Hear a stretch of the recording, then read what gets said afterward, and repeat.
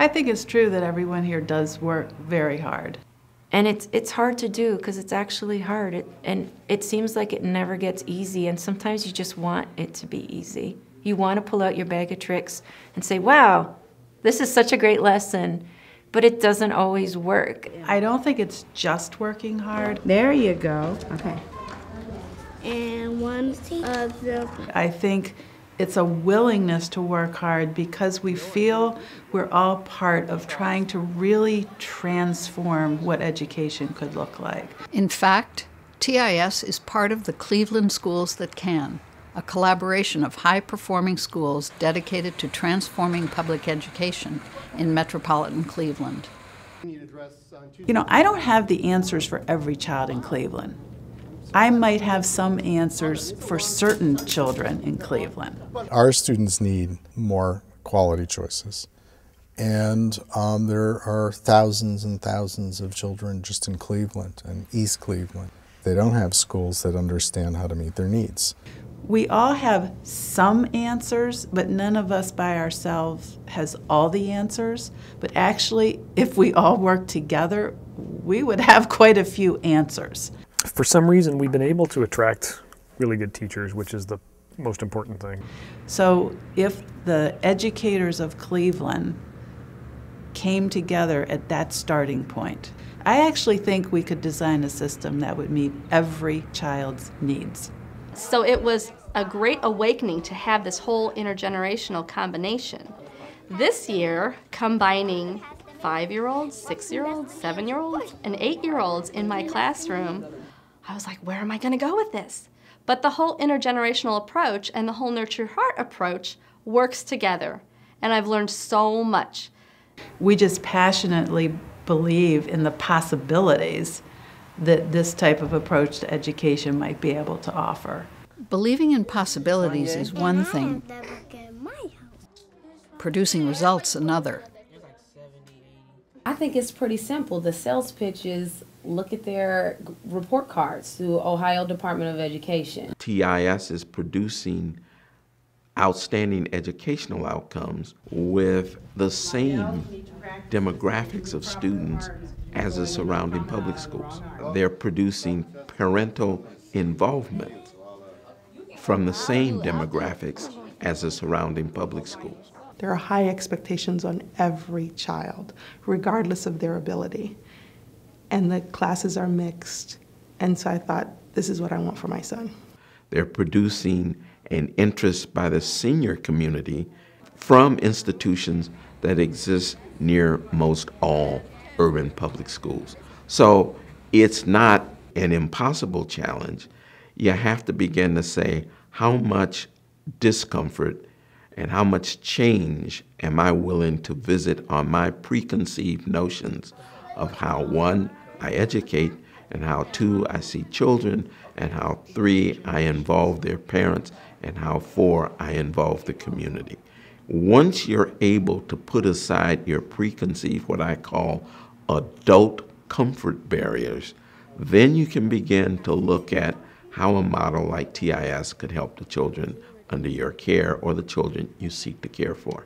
TIS proves that educational change is possible in a culture devoted to learning everywhere and all the time.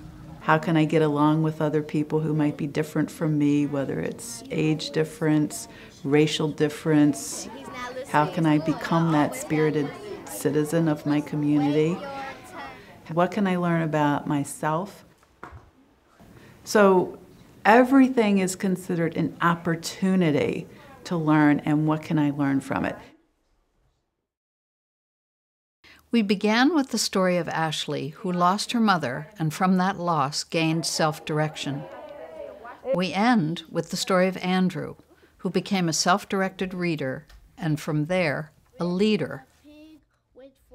There was a little boy there, a second grader, even though we don't have grade levels, and he had a book open. And I sat down next to him and I said, oh, great, why don't you read some of that to me? What he started doing was spelling each word letter by letter. I said to him, why are you doing that? And he said, oh, because the teacher told me to. Fortunately, it was the teacher at his previous school. And I said, well, how does that help you? And he said, I don't know. I said, let's go find a just right book for you, and I'm going to teach you how to read it.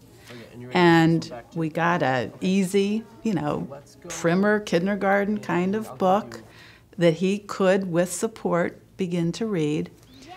He read to me every moment possible. He just wanted to read and read and read and read. He was at our school for 7 years. And by the end of the time, he just was viewed as the leader of the school. He always helped anyone with anything. Academics never came easily for him, but he always passed every state reading test. So he knew that inside he was really a great person. And to me, he went from a child who just did what the teacher had told him to do to really understanding the important values of life. I go back to Andrew, and this was very early on, but I continue to have that experience over and over again. And to me, it was that moment of connection. Can I just sit by your side and read with you?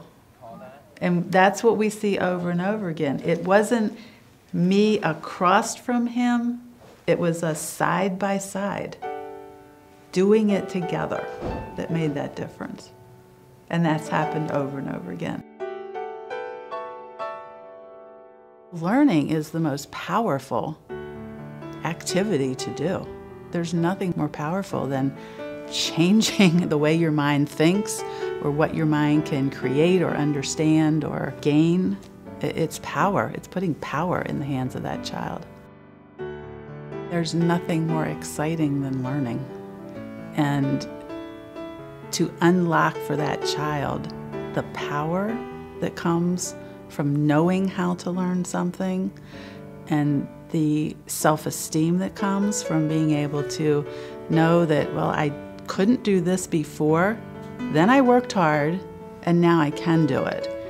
Those are life experiences and life attitudes that will, no matter what the child does, will lead them in the right direction in how they think about themselves. No matter what, we're all learners, and that should be the tie that binds us as people.